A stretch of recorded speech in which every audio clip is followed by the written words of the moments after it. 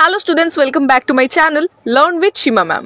তোমরা যারা ক্যালকাটা ইউনিভার্সিটির আন্ডারে বিএ সেকেন্ড এবং ফোর্থ সেমিস্টারের ছাত্রছাত্রীরা আছো, আজকের ক্লাসটা তোমাদের সকলের জন্য অত্যন্ত গুরুত্বপূর্ণ।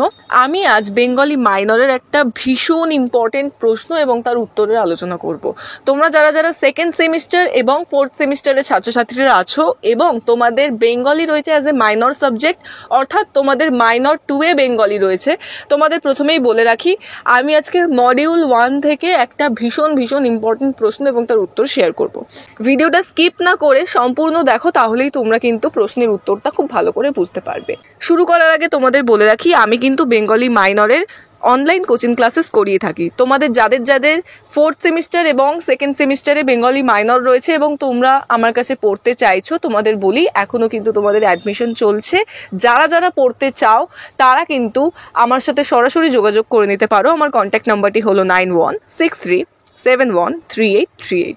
এই নম্বরে কিন্তু তোমরা সরাসরি যোগাযোগ করে ক্লাসেসে জয়েন করতে পারো। এবং আরেকটি কথা, যারা বেঙ্গলি মাইনরের শুধু নোটস পারচেস করতে চাও তাদের জন্য বলি, তোমাদের কিন্তু নোটস তৈরি করা হয়ে এসছে। তোমরা যারা যারা নোটস পারচেস করতে ইন্টারেস্টেড তারাও কিন্তু এই নম্বরেই যোগাযোগ করবে, 9163713838। স্ক্রিনে নাম্বারটি দেখতে পাচ্ছ, এই নম্বরে কিন্তু যোগাযোগ করে তোমরা একটা ন্যূনতম টাকার মাধ্যমে কিন্তু সমস্ত নোটস সাজেশন ওয়াইজ পারচেস করে নিতে পারো। এবং যারা আমার কাছে ক্লাস করবে ভাবছো তাদের জন্য বলে রাখি, তোমাদের গুগল মিটে ক্লাস হয় এবং আমি সমস্ত প্রশ্ন সাজেশন ওয়াইজ তোমাদেরকে ধরে ধরে বুঝিয়ে দেওয়া থেকে শুরু করে লিখিয়ে দেওয়া সমস্ত কিছু করে থাকি। যারা আমার কাছে এতদিন বেঙ্গলি মাইনর পড়েছো তারা তো জানোই, এবং যারা নতুন করে পড়বে ভাবছো তাদেরকে বলছি তোমরা কিন্তু এই নম্বরে যোগাযোগ করে জয়েন করে নিও।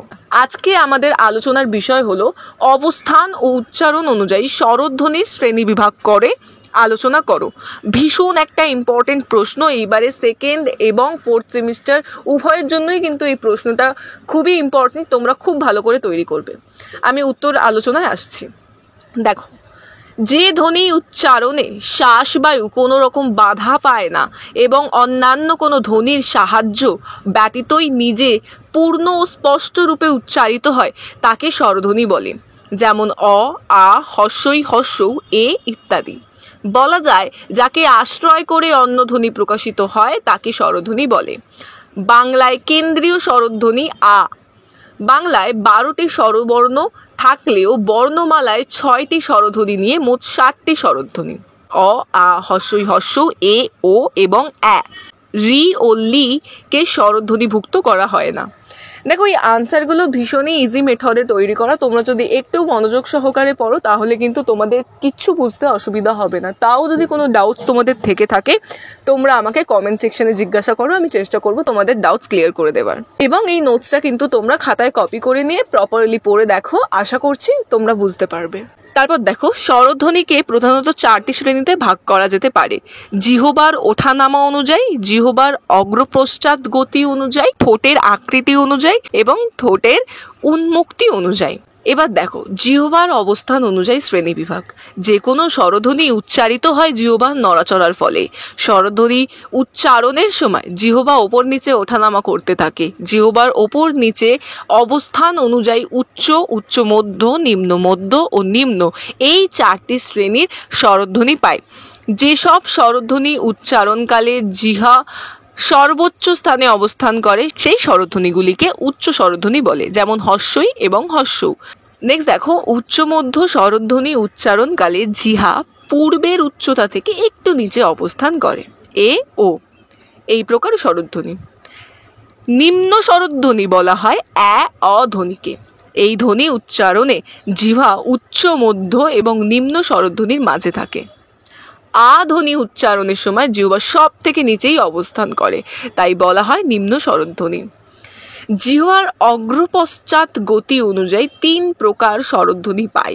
এই প্রকার স্বরধ্বনি উচ্চারণের সময় জিহ্বা শুধু উপর নিচে নয়, কখনো কখনো সামনে এগিয়ে যায় বা কখনো পেছনে চলে আসে। যেমন সম্মুখ স্বরধ্বনি, পশ্চাৎ স্বরধ্বনি, কেন্দ্রীয় স্বরধ্বনি। বাংলা ভাষায় হস্যই, এ, আ উচ্চারণের সময় জিহ্বা সামনের দিকে এগিয়ে আসে, তাই এই স্বরধ্বনিগুলির নাম সম্মুখ স্বরধ্বনি। হর্ষ ও অ উচ্চারণের সময় জিহ্বা পেছনের দিকে পিছিয়ে আসে, তাই এই স্বরধ্বনিগুলির নাম পশ্চাৎ স্বরধ্বনি। আ ধ্বনি উচ্চারণের সময় জিহ্বা আগে বা পরে না থেকে মাঝামাঝি অবস্থান করে, তাই এই ধ্বনিকে কেন্দ্রীয় স্বরধ্বনি বলে। তোমাদের কিন্তু এমসিকিউতেও এরম টাইপের প্রশ্ন এসে থাকে যে কেন্দ্রীয় স্বরধ্বনি কাকে বলা হয়, তখন তোমরা আ লিখবে। সুতরাং এই জিনিসগুলোকে কিন্তু একটু মনোযোগ দিয়ে বুঝে পড়ার চেষ্টা করবে। শুধু মুখস্থ করলে কিন্তু টাফ হয়ে যাবে, একটু বুঝে পড়লে তোমাদের দেখবে যদি এখান থেকে এমসিকিউ আসে তোমরা খুব ভালো করে অ্যাটেন্ড করতে পারবে। এবং তোমাদেরকে আমি যেমনটা ভিডিও শুরুতেই বললাম, আমি কিন্তু তোমাদের বেঙ্গলি মাইনরের অনলাইন কোচিং ক্লাসেস করিয়ে থাকি। তোমরা যারা যারা আমার কাছে পড়তে চাও তারা কিন্তু সরাসরি আমার সাথে যোগাযোগ করে নিও। আমার নম্বরটি হলো 9163713838। স্ক্রিনে আমার নাম্বারটি আমি দিয়ে রাখলাম, এই নম্বরে কিন্তু যোগাযোগ করে তোমরা ক্লাসেসে জয়েন করতে পারো। আমার ক্লাসেসে আমি সমস্ত কোয়েশ্চেনের আনসার প্রপারলি ধরে ধরে বুঝিয়ে দেওয়া থেকে শুরু করে লিখিয়ে দেওয়া সমস্ত কিছু করে থাকি। সুতরাং তোমরা তাড়াতাড়ি অ্যাডমিশন নিয়ে নিও। ওকে, চলে আসছি। দেখো, ঠোঁটের আকৃতি ও খোলার রকম অনুযায়ী শ্রেণী বিভাগ। ঠোঁটের আকৃতি অনুযায়ী স্বরধ্বনিকে 3 ভাগে ভাগ করা যায়। হর্ষই এ আ। এই স্বরধ্বনিগুলি উচ্চারণের সময় ঠোঁট দুপাশে ছড়িয়ে পড়ে, তাই এই ধ্বনিগুলির নাম প্রসারিত ধ্বনি। যে ধ্বনিগুলি উচ্চারণের সময় জিহ্বা ভিতরের দিকে পিছিয়ে যায় ও ঠোঁটের প্রান্ত গোলাকৃতি হয়ে যায় তাকে পশ্চাৎ স্বরধ্বনি বা কুঞ্চিত ধ্বনি বলে। হর্ষ ও এবং অ এই শ্রেণীর স্বরধ্বনি। তোমরা কিন্তু এই পশ্চাৎ স্বরধ্বনি কাকে বলে, কুঞ্চিত ধ্বনি কাকে বলে, এগুলো কিন্তু একটু ভালো করে পড়ো, এখান থেকে এমসিকিউ প্রশ্ন এসে থাকে। চলে আসছি। দেখো, আ স্বরধ্বনি উচ্চারণের সময় ঠোঁট সম্পূর্ণ ছড়িয়ে পড়ে না, আবার সম্পূর্ণ কুঞ্চিত হয় না, এটি মধ্যস্থ স্বরধ্বনি। ঠোঁটের খোলার রকম অনুযায়ী স্বরধ্বনিগুলিকে 4টি শ্রেণীতে ভাগ করা যায়: সংবৃত্ত, অর্ধ সংবৃত্ত, অর্ধবিবৃত এবং বিবৃত। এই 4 প্রকার স্বরধ্বনি। সেই হর্ষ উচ্চারণকালে মুখ সবচেয়ে কম খোলা থাকে, তাই এদের বলা হয় সংবৃত্ত স্বরধ্বনি। এ ও স্বরধ্বনি উচ্চারণের সময় মুখবিবর ও ঠোঁট ঈষৎ সামান্য খোলে, তাই এদের অর্ধ সংবৃত্ত স্বরধ্বনি বলে। অ স্বরধ্বনি উচ্চারণের সময় ঠোঁট খোলা থাকে, কিন্তু বিবৃত স্বরধ্বনির মতো সম্পূর্ণ খোলা থাকে না, তাই এই স্বরধ্বনির নাম অর্ধবিবৃত স্বরধ্বনি। আ ধ্বনি উচ্চারণের সময় মুখবিবর ও ওষ্ঠ্যধর সবচেয়ে বেশি খোলা থাকে, তাই এই স্বরধ্বনিকে বিবৃত স্বরধ্বনি বলে। তাহলে বুঝতে পারছো, তোমাদের এই ছিল হচ্ছে একটা গোটা 15 মার্কসের কিন্তু আনসার। সেকেন্ড সেমিস্টার এবং 4th সেমিস্টার উভয়ের জন্য এই প্রশ্নটা ভীষণ গুরুত্বপূর্ণ একটা প্রশ্ন। খুব ভালো করে এটাকে তৈরি করো। আর তোমাদের বলে রাখি, প্রশ্নের উত্তরটা খুবই ইজি মেথডে তৈরি করা, তোমরা কিন্তু একটু বুঝে পড়ো। বুঝে পড়ার কথা কেন বলছি, তাহলে কিন্তু তোমরা এখান থেকে যে কোনো রকমের এমসিকিউ যদি ঘুরিয়ে ফিরিয়ে করা হয় তোমরা কিন্তু খুব ভালো করে অ্যাটেন্ড করতে পারবে। এবং তোমাদেরকে একটা টিপস দিই, যেহেতু তোমাদের এই পেপারটা পুরোপুরি ব্যাকরণ বেসড, তার জন্য তোমাদের বলবো একটু বুঝে পড়বে। যেই প্রশ্নই পড়ো না কেন, বচন, লিঙ্গ, পুরুষ, সন্ধি, সমাস, কারক বিভক্তি, ধ্বনি, বর্ণ, অক্ষর, দল, ব্যঞ্জন ধ্বনি, স্বরধ্বনি, যাই পড়ো না কেন চেষ্টা করবে সমস্তগুলোকে একটু বুঝে মাথায় যাতে তোমাদের পুরো বসে যায়, সেইভাবে বুঝে পড়ার চেষ্টা করবে। তাহলে কিন্তু ব্যাকরণ খুব ইজি। তো এই প্রশ্নের উত্তরের মধ্যে কিচ্ছু নেই, একটু ভালো করে বুঝে পড়বে, তাহলেই দেখবে একদম জলের মতো পরিষ্কার হয়ে যাবে।